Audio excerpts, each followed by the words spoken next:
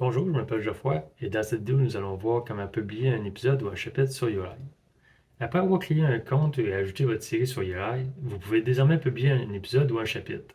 Pour ce faire, rendez-vous sur le tableau de bord pour le créateur, puis appuyez sur l'onglet Publication dans le menu de gauche. Appuyez ensuite sur le bouton Ajouter une nouvelle publication.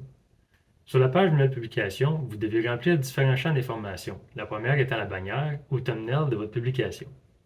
Pour connaître les dimensions à utiliser pour votre thumbnail, vous pouvez appuyer sur l'icône d'information à côté de l'intertitre.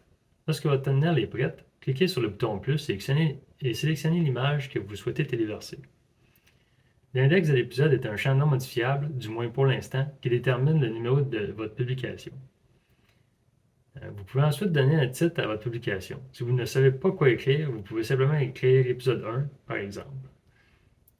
Sous Publication programmée, vous pouvez appuyer sur le bouton pour choisir la date à laquelle votre épisode ou chapitre sera publié automatiquement.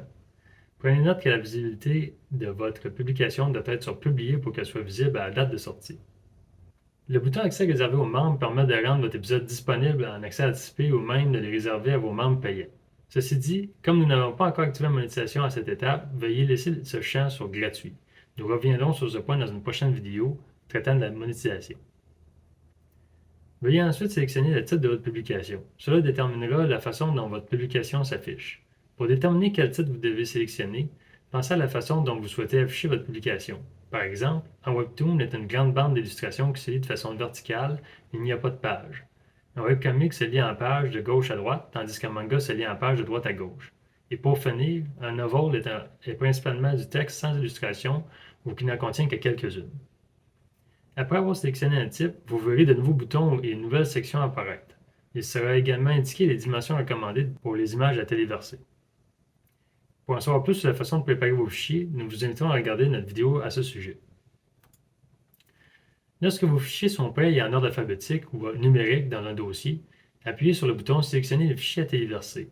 Vous devez sélectionner toutes vos images lors du téléversement.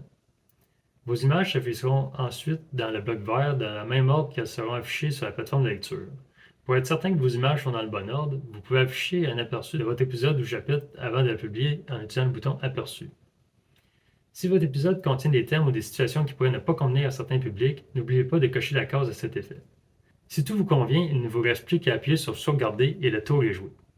J'espère que cette vidéo vous aura aidé à publier votre épisode ou chapitre et on se retrouve très bientôt pour une prochaine vidéo.